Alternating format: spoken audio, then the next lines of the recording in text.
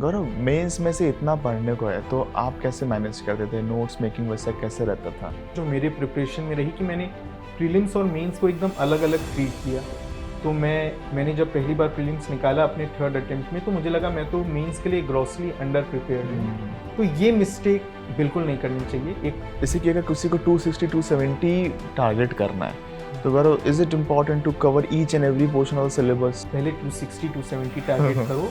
अपना जितने भी इजी टॉपिक्स हैं उनसे आराम से 260 270। सब लोग सीधे 360 की तैयारी स्टार्ट करते हैं और फिर उस वजह से बहुत इश्यूज हो जाते हैं। मतलब आप खुद अगर फ्रेशर होते तब किन बातों को, कौन सी गलतियां ना दोहराते? थोड़ा सा कंसोलिडेशन पे ज़्यादा फोकस करना चाहिए। मुझे क्या लगता है ना, मतलब मैं सब कुछ अपने ही एक्सपीरियंस से बोल रहा हूँ कि मैं शुरू में था कि ये भी कर लूँ वो भी कर लूँ। अभी मैं लोगों से कहता हूँ कि देखो, लिमिटेड करो, अच्छे से करो। मेंस की तैयारी कर रहे हो तो मेंस के PYQ कर लो, किसी एक कोचिंग की टेस्ट सीरीज कर लो, अच्छे से कर लो। तो 6 to 8 आवर्स पढ़ाई हो पाती थी दिन में। उसके बाद मैं बैठा भी रहूँ किताब के आगे, ये मतलब मुझे फिर उतना नहीं बेनिफिट होता था। Hello everyone and welcome to Next Eyes YouTube channel. Today in Toppers Talk we have a very special guest with us, Mr. Gaurav, who has secured rank 204 this year. He was our Mathematics Foundation student. So in this session, in today's session, we'll try to understand how did he prepare, what was his experience of this overall journey.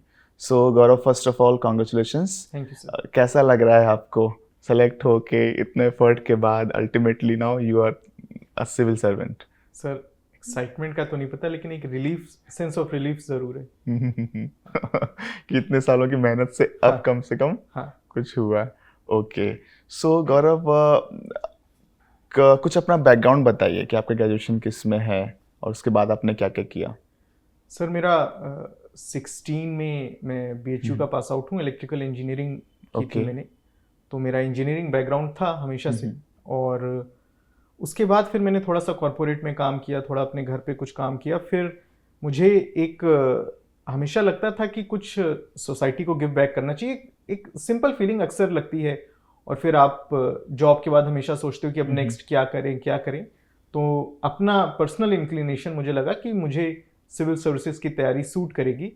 तब ऐसा plan नहीं था कि इतना समय लगेगा, लेकिन लग गया समय सर। ओके, तो जब आपने डिसाइड किया कि now you have to start preparing for civil services, तो फिर आपने सबसे पहला क्वेश्चन होता है कि भाई अब ऑप्शन क्या लेना है, GS कहाँ से प्रिपेयर करना है, तो ये सब आपने डिसीजंस कैसे लिए? किन बातों का आप ध्यान रख के आपने ये कॉल ली कि मुझे ऑप्शन ये लेना है? सर, तब अब तो बहुत ज़्यादा इन्फॉर्मेशन अवेलेबल हो गई और मुझे लगता है कि जितने भी स्टूडेंट्स इस समय आते हैं उनको ऑलमोस्ट पूरा एग्जाम का पैटर्न बहुत अच्छे से पता होता है। तो मेरे टाइम पे मैंने बस दोस्तों से पूछा क्या क्या ऑप्शनल्स होते हैं। और मेरा इंजीनियरिंग बैकग्राउंड है, मुझे पता चला मैथ ऑप्शनल भी है। मैंने कुछ प्रीवियस ईयर क्वेश्चंस डाउनलोड किए और मैंने देखे। और मैंने सोचा कि इसमें से कुछ टॉपिक मैंने पढ़ रखे हैं कॉलेज में, और जो नहीं भी पढ़े मैं इनको पढ़ूंगा तो कर लूंगा। तो ये मेरा तरीका था और ऐसे मैंने अपना ऑप्शनल डिसाइड किया। जैसे इलेक्ट्रिकल में लैप्लास ट्रांसफॉर्म लोग कॉलेज में पढ़ते हैं, इलेक्ट्रोमैग्नेटिक फील्ड EMFT में गॉस डाइवर्जेंस थ्योरम ये सब पढ़ लेते हैं। फर्स्ट ईयर में आई थिंक डिफरेंशियल इक्वेशन वगैरह, मैट्रिसेस वगैरह पढ़ लेते हैं। और अगर कोई कॉलेज में अच्छा पढ़ने वाला बंदा हो तो फिर न्यूमेरिकल एनालिसिस वो सब भी कॉलेज में ही हो जाता है। तो ऑफ कोर्स अगर इंजीनियरिंग बैकग्राउंड है तो थोड़ा हेल्प हो जाता है इसमें, राइट। और उसके बाद गौरव, जैसे प्रीलिम्स और मेंस, राइट, तो अपने प्रीलिम्स के लिए क्या किया? क्योंकि वो बहुत रैंडम होता है ना। और अभी भी जैसे आप खुद भी इस बात से एग्री करोगे कि बहुत अच्छी प्रिपरेशन होने के बाद भी you may not clear the prelims exam, right. और कई बार थोड़ा सा कम प्रिपरेशन के साथ भी you may clear the exam. तो कुछ ऐसा एक कोई रास्ता है क्या कि which you must follow in order to increase your probability of clearing the prelims exam? कुछ एक बेयर मिनिमम जो करना ही है। सर देखिए, प्रीलिम्स की अनप्रेडिक्टेबिलिटी और बढ़ती ही जा रही है, मैं कहूँगा। मतलब आई थिंक 23 के पहले फिर भी आप थोड़े से क्वेश्चंस एक्सपेक्ट कर सकते थे, लेकिन अभी थोड़ा सा प्रीलिम्स का लेवल और टफ जिसको कहते हैं और होता जा रहा है। तो मेरा प्रीलिम्स में ये अप्रोच रहता था कि पहले तो मैं सारा स्टैटिक कोर्स कवर करूं, जो कि सारे ही स्टूडेंट्स इसी अप्रोच के साथ चलते हैं। आपको किसी एक जगह से करंट अफेयर हमेशा करनी चाहिए। जैसे मैं द हिंदू खुद से पढ़ता था, खुद से नोट्स लेता था। और इसके अलावा मैं हमेशा अपने दोस्तों से कहता हूँ कि कोई एक कोचिंग की करंट अफेयर कंपाइलेशंस मतलब फॉलो कर लेना चाहिए, क्योंकि हमसे कभी पेपर मिस हो गया या कोई बिल्कुल। न्यूज़ मिस हो गई। तो ये हो गया। और मैं एक चीज़ हमेशा से कहता था कि मुझे कोशिश करना है कि मुझे वो एटलीस्ट आए जो सबको पता हो। मतलब बहुत मैं स्पेसिफिक क्वेश्चंस नहीं टारगेट करता था प्री में कि एकदम मैं यूएन ने जितने सारे प्रोग्राम स्टार्ट किए मुझे सब पता हो। लेकिन अगर ब्रिक्स में कोई नई कंट्री आई है या ऐसा कुछ भी मतलब मेजर इवेंट है, तो वो सब आपको पता होनी चाहिए जो आपको लगता होगा कि ज्यादातर कैंडिडेट्स को पता हो। मेरा ये रहता था प्री में कि वो क्वेश्चंस हमेशा सही करने की कोशिश करता था जो मेजॉरिटी सही करेंगे। मतलब ऐसा मैं रखता था अपना अप्रोच। कुछ ऐसा एक फिक्स नंबर है क्या कि we have to attempt these many number of mock test? मुझे लगता है एक बार आपकी प्रिपरेशन की फेज में आपको एक सफिशिएंट नंबर ऑफ क्वेश्चंस के से मतलब गो थ्रू होना पड़ता है। तो कोई फिक्स नंबर तो नहीं है, फिर भी अगर आपने जैसे 3000 4000 क्वेश्चंस मतलब 30-40 पेपर कर लिए हैं प्लस प्रीवियस ईयर क्वेश्चंस कर लिए हैं, तो अब आपका नॉलेज बेस अच्छा हो गया है।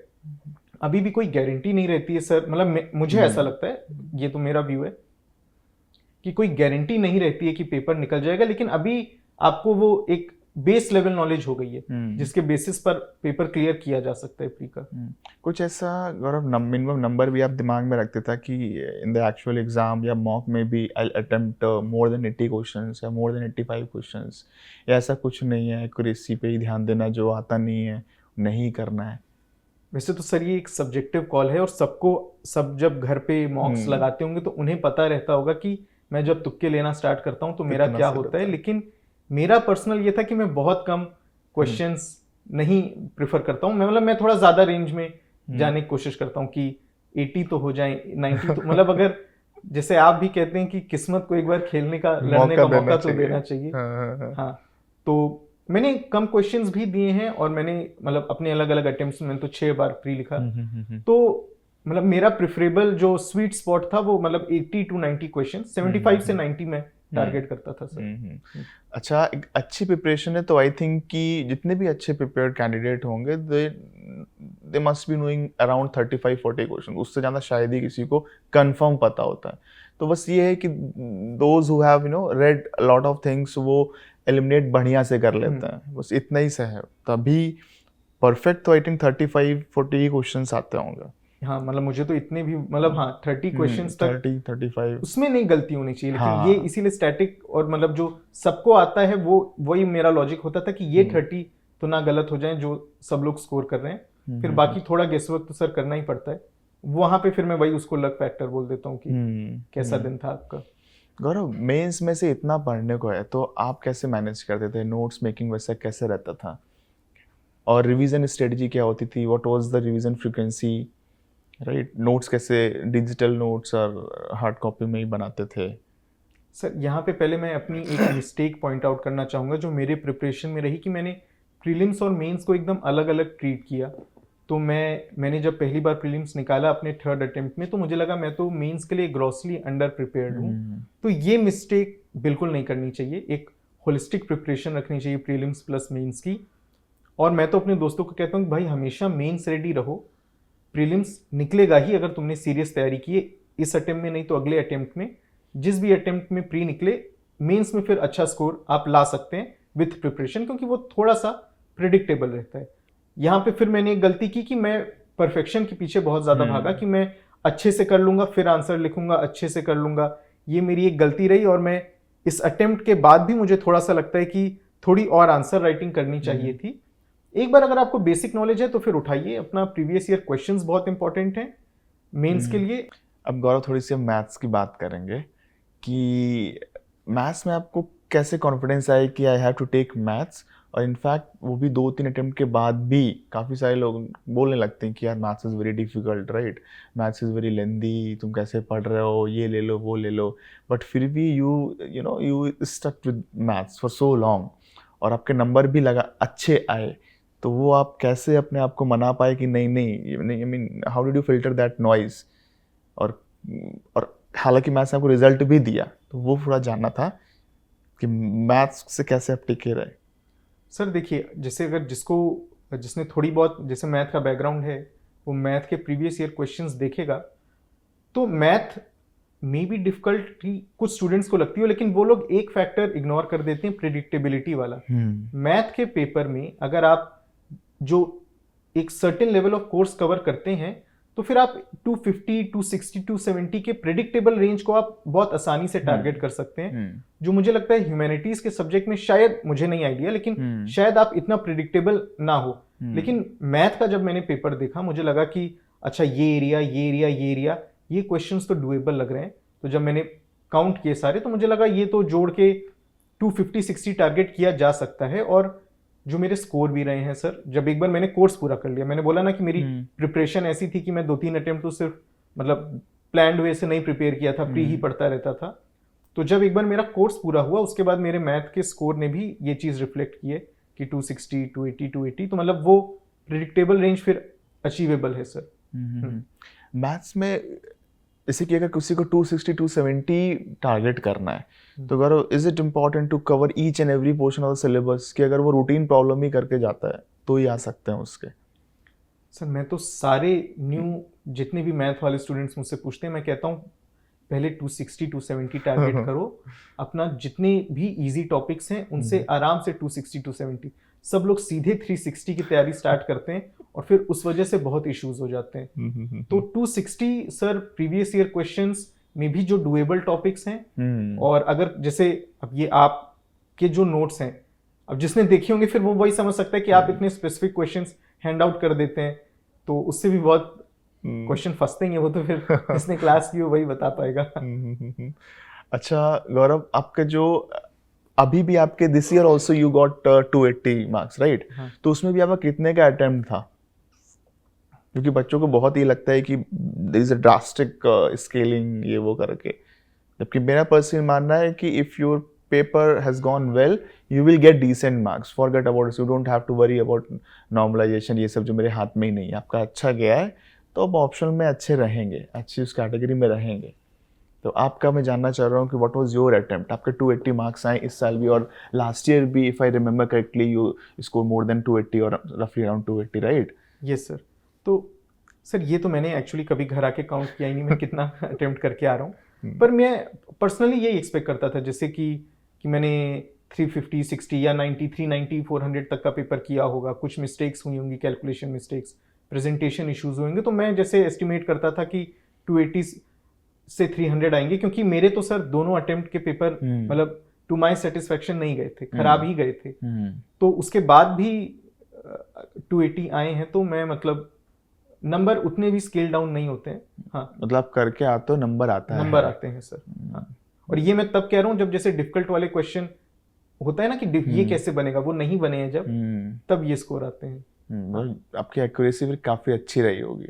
क्या ठीक है, डिफिकल्ट पोर्शन छोड़ भी दिए हैं, जो आता है वो करके आए हैं, तो आपके नंबर आएंगे। अच्छा गौरव, जैसे कि इस एग्ज़ाम में ना नो वन नोज कि when he will get selected right, तो आप प्रिपरेशन में घुस तो जाते हो बट समझ भी नहीं आता है कि व्हेन टू क्विट या what should you do after 1 or 2 attempts. तो काफ़ी सारे बच्चे मेरे खुद के स्टूडेंट जो बहुत लैबोरियस भी हैं, टैलेंटेड भी हैं, बहुत प्रेशर में आ जाते हैं, तो आप उनको ऐसे बच्चों को क्या एडवाइस करोगे? मैं एडवाइस 2 लोगों के लिए जानना चाह रहा हूँ। एक वो जो fresher who is just about to start his preparation right, and for those students who have been into this preparation for last 2 years, 3 years, 4 years और वो प्रेशर में, तो आप इन 2 लोगों के लिए क्या एडवाइस दोगे? क्योंकि आप एक फीलिंग उनकी समझ सकते हो। सर इसमें थोड़ा सा हाँ सबके लिए एडवाइस वेरी तो करेगी। इस एग्जाम का कोर्स कवर करने के लिए मुझे नहीं पता कोई 15 घंटे पढ़ रहा है तो कैसे, लेकिन अगर एक आप एवरेज पेस पे पढ़ते हैं तो ऑलमोस्ट 2 साल के लगभग समय लग जाता है मोटा मोटा। आप प्री मेंस अपना ऑप्शनल सब कुछ कवर करें बढ़िया से। एग्जाम साइकिल ही पूरी 1 साल की है, तो पढ़ाई तो और ज़्यादा। हाँ, तो मतलब अगर कोई चाहे, अगर वो चाह भी रहा है कि नहीं मैं यूपीएससी सब छोड़ के यूपीएससी की पढ़ाई करना चाह रहा हूँ, तो 2 साल वो डेडिकेटेड अटेम्प्ट दे सकता है। उसके बाद मैंने जैसा देखा, दोस्तों में देखा, मुझे ऐसा लगता है कि 2 साल के बाद आपको प्रेफरेबली कुछ एक, चाहे कोई भी रिलेटेड कुछ एक काम ले लेना चाहिए। थोड़ा उससे आपका दिमाग भी थोड़ा डाइवर्ट हो जाता है, और 2 साल के बाद फिर आपको उतना स्क्रैच से चीज़ें नहीं करनी होती। फिर आपको ठीक है न्यूज़पेपर देख लिया, अपना थोड़े से आंसर लिख लिए, थोड़ा कुछ ऑप्शनल रिवाइज कर लिया। तो मैं तो यही अपने दोस्तों से कहता हूँ भाई अगर सब छोड़ के कर भी रहे हो तैयार तो 2 साल के बाद कुछ देख लेना, और सिर्फ एक पेपर पे फिर पूरा डिपेंडेंट नहीं रहना चाहिए। मे बी 1-2 अटेम्प्ट रह लेना चाहिए, लेकिन फिर उसके बाद जैसे अपना यूपीएससी भी देख रहे हैं, स्टेट पीसीएस भी देख रहे हैं, कोई कुछ और भी एग्जाम देख रहे हैं। मैंने नहीं किया, लेकिन मैंने नहीं देखे थे, लेकिन मैंने नहीं किया इसका ये मतलब थोड़ी कि ये सही काम है, मुझे जो ऐसा लगा। हाँ। और फ्रेशर को गौरव जो अभी आने वाला है उसको क्या बोलो कि क्या वो करे so that he is able to clear the exam within first 2 attempt let's say, और होप कर सकता है? सर फ्रेशर, क्योंकि कई बार जैसे क्या लगता है, जैसे कुछ बच्चों को जो अच्छे स्पेशली जो अच्छे कॉलेज से आते हैं, पर दोनों तरह के बच्चे होते हैं, कुछ ओवर कॉन्फिडेंस में भी होते हैं। पर्सनली मुझे क्या लगता है कि जैसे मैं अपना एक्सपीरियंस बताऊँ तो I may be good in science stuff, right, कि मैं ये कॉलेज का हूँ या ये मैंने बचपन में साइंस में बहुत अच्छा किया है तो I can do anything, I can understand anything, but ज़रूरी नहीं है। I may not be able to understand things related to economy और ये सब करके, राइट। तो कुछ बच्चे ओवर कॉन्फिडेंस में जो सही गाइडेंस लेना चाहिए वो लेते भी नहीं है, और इस चक्कर में कि 1 mistake equal to 1 year lost. तो फ्रेशर को आप क्या एडवाइस करना चाहोगे, कैसे वो अपनी कैपेसिटी को सही तरीके से मेजर करे और सही स्टेप ले? मतलब आप खुद अगर फ्रेशर होते तो आप किन बातों को, कौन सी गलतियां ना दोहराते? सर मुझे लगता है कि अगर एक राइट मेंटर मिल जाए, राइट गाइडेंस मिल जाए तो बहुत डिफरेंस आ जाता है। मतलब जैसे मेरा ये खराब एटीट्यूड के लीजिए जो भी, कि मैं खुद से फिगर आउट कर लूंगा सब कुछ, ये वाला नेचर मेरा था थोड़ा सा। तो जैसे मैंने बोला ना कि पहले प्री की ही तैयारी करता रह गया 2-3 अटेम्प्ट, जब पहली बार मेंस लिखने की बारी आई तो पता चला मेंस ही नहीं आता है। तो ये सब गलतियां नहीं करनी चाहिए। एक अगर राइट गाइडेंस हो जाए, अब वो कोचिंग के फॉर्म में भी हो सकती है, कई लोगों को किसी तरीके से एक मेंटोर मिल जाता है, मतलब उससे बहुत हेल्प हो जाती है कि ये प्रोसेस की मतलब कैसे तैयारी करनी चाहिए। फ्रेशर्स को सर थोड़ा सा कंसोलिडेशन पे ज्यादा फोकस करना चाहिए। मुझे क्या लगता है ना, मतलब मैं सब कुछ अपने ही एक्सपीरियंस से बोल रहा हूँ कि मैं शुरू में था कि ये भी कर लूँ वो भी कर लूँ। अभी मैं लोगों से कहता हूँ कि देखो लिमिटेड करो, अच्छे से करो, एक बार कर लिया अब उसी को दोबारा पढ़ लो, फिर पढ़ लो। अर्बनाइजेशन पे 50 आंसर से अच्छा 2 आंसर के बाद फिर अब ध्यान में रखो कि क्या पढ़ा है। तो वो वाली चीज है कि बहुत ज्यादा नहीं करना है, थोड़ा मतलब जितना सबने किया उतना तो करना ही है, लेकिन फिर कंसोलिडेट करना है उसको। रिवीजन वाला एस्पेक्ट इग्नोर ही हो जाता है प्रिपरेशन में। अब कर लूंगा तब कर लूंगा, मैं खुद भी रिवीजन से पीछे भागता हूँ। या रिकॉल करना, सोने से पहले रिकॉल करना कि आज क्या पढ़ा है, या 1 हफ्ते बाद रिकॉल करना, इन सब चीजों से हम दूर भागते हैं, लेकिन ये बहुत डिफरेंस बना देते हैं सर, रिकॉल करना, रिवाइज करना। जैसे मैं हमेशा कहता हूँ कि अगर आप if you are not able to revise anything और if you won't be able to revise something, तो उसको T=0 पर ही पढ़ने का कोई पॉइंट नहीं है, क्योंकि एग्जाम में टाइम बहुत कम रहता है।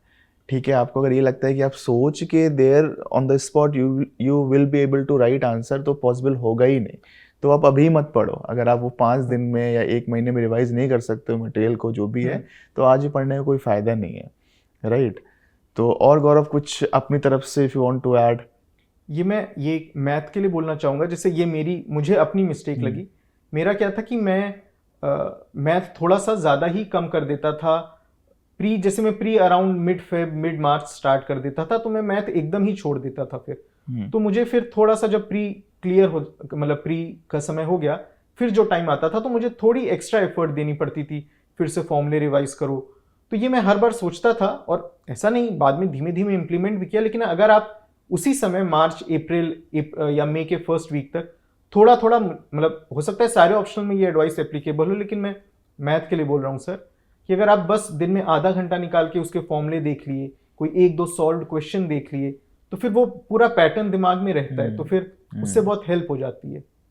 हाँ। अच्छा गौरव, एक नॉर्मल रूटीन आपका क्या होगा, क्या होता था अब तक? सर मैं तो स्पेशली दो टाइम पे जानना है, एक तो नॉर्मल दिसंबर के पहले वाला, और फिर एक प्री मेंस के बीच वाला। तो सर दिसंबर तक तो जैसे मान लीजिए एक मेंस हो गया, ठीक है, अभी फिर दिसंबर जैन मिड तक मैं अपना ऑप्शनल प्लस मेंस ही देखता था मेनली। उसमें भी मैं कोशिश करता था कि कोई एक दो मेंस ज़्यादा अच्छे से देख लूँ। जैसे GS1 को मैं कहता था कि ये तो अब जब प्री करेंगे तो उसी समय ध्यान से देखेंगे, और बचते थे फिर GS2, 3, 4, और 3 में मान लेता था कि ठीक है मैं इतना सारा करंट अफेयर पढ़ता रहता हूँ, उधर से अपडेट करता रहूँगा, तो मैं 2 और 4 थोड़ा सा देखता था अपना, और ऑप्शनल देखता था। फिर जब धीमे धीमे जनवरी आ गया तो जैसे मेरे जो वीक एरियाज थे प्रीलिम्स में, जिनको पढ़ने में मुझे बहुत एफर्ट देनी पड़ती, वीक क्या मतलब जैसे होता है ना, जैसे ह्यूमैनिटी से थोड़ा सा एक वो रहता है मन में, तो जैसे मैंने अपना हिस्ट्री पढ़ना हल्का सा स्टार्ट कर दिया, जो रटने वाली ज्यादा चीजें थी उनको मैं पहले से स्टार्ट कर देता था, चाहे थोड़ा थोड़ा सा ही, कि फिर बाद में टेंशन ना हो कि हो जाएगा कि नहीं हो पाएगा, पढ़ पाऊंगा कि नहीं पढ़ पाऊंगा। रिजल्ट पे मैं कभी बहुत वैसे नहीं रहता था कि निकलेगा कि नहीं इस बार, लेकिन जितना मैंने टारगेट सेट किया है उस पर मैं थोड़ा रहता था कि ये कर लूँ, मुझे इस महीने अगर इतना पढ़ना है तो उतना पढ़ लूँ, यही मेरा रहता था सर। नॉर्मली फिर भी नंबर ऑफ आवर्स पूछे तो ऐसा कुछ हिसाब किताब था कि टारगेट बेस्ड होता है कि टारगेट नहीं हुआ तो आवर्स डजंट मैटर, वो डे इन डे आउट भी चल सकता है? सर आवर्स में सेट बहुत ज़्यादा करता था, लेकिन मेरी जो प्रैक्टिकली अगर मैं देखूं तो 6 to 8 आवर्स पढ़ाई हो पाती थी दिन में। उसके बाद मैं बैठा भी रहूं किताब के आगे, ये मतलब मुझे फिर उतना नहीं बेनिफिट होता था। तो 6 to 8 आवर्स, लेकिन मैं कोशिश करता था कि जब पढ़ने बैठा हूँ उतनी देर फिर मैं कोशिश करता था थोड़ा ध्यान से पढ़ लूँ, कि अब जैसे 1.5 घंटे की सिटिंग बैठा हूँ तो फ़ोन दूर कर दूँ उतनी देर, वो कोशिश करता था मैं। ओके। अच्छा गौरव, जैसे थक गए पढ़ते पढ़ते, then you know to lighten up your mood, आप क्या करते थे? सर ये तो या ये बात वो है जो सजेस्ट भी कर रहे हो आप कि लोग क्या कर सकते हैं without disturbing your proper routine? कई बार क्या होता है, ब्रेक ऐसा हो जाता है कि मेन रूटीन ही गड़बड़ हो जाता है, तो के बीच में पढ़ाई हो रही है। करेक्ट, हाँ, कि फिर ब्रेक के बीच में पढ़ाई हो रही है इंस्टेड ऑफ पढ़ाई के बीच में ब्रेक हो रहा है, राइट? तो आप कैसे करते थे, क्या आप करते थे मूड को थोड़ा सा लाइट करने के लिए? जनरली अगर शाम का टाइम है तो फिर मुझे बाहर जाके अपना थोड़ा टहल रहे हैं, दोस्तों से बात कर ली, ऐसे हो गया। और वैसे मुझे थोड़ा कुछ बुक पढ़ ली, ये सब थोड़ा सा स्पिरिचुअलिटी वाली बुक्स पढ़ना मुझे अच्छा लगता है। इनफैक्ट उससे मुझे बहुत बेनिफिट भी हुआ है एसए में सर, क्योंकि एक टॉपिक आजकल इस टाइप का आता ही है, जैसे इस बार भी आया था कि life is a journey not a destination. तो मेरा टारगेट ये नहीं था कि एसए में फायदा हो, लेकिन उससे बेनिफिट्स भी होते हैं। और ऐसे मैं थोड़ा एनिमेज देखता हूँ, तो ये सब में। और फ्रीक्वेंसी क्या रहती है देखने की? मैं ये कहूँगा कि आजकल एक तो बिंज वॉच नहीं करना चाहिए, अगर सेल्फ कंट्रोल ना हो तो कुछ नया नहीं स्टार्ट करना चाहिए। बाकी सर खुद ही फिगर आउट होने लगता है, एक कोई हार्ड एंड फास्ट रूल नहीं होना चाहिए, वो खुद को रीड करना चाहिए, समझना चाहिए। It all depends. अगर पढ़ाई बढ़िया चल रही है तो आपने एक तरह से अर्न किया हुआ है, आप थोड़ा सा एंजॉय कर सकते हो, बट अगर मेन चीज हो नहीं रही है then it becomes a problem. वही मैंने बोला ना कि सर मैंने अपने टारगेट जैसे मोटा मोटा सेट करता था कि इस महीने एंशिएंट हिस्ट्री पढ़ लूंगा और से पॉलिटी पढ़ लूंगा। अब अगर मुझे दिख रहा है कि जिस रेट से मैं एंजॉय कर रहा हूँ ये टारगेट मिस हो जाएगा, तो फिर एंजॉयमेंट को कट करना पड़ेगा। Okay okay, so Gaurav, I think that's all, and I wish you very best for the future and lots of good memories ahead. Okay, and thank you for giving us time, Gaurav. Thank you. Thank you.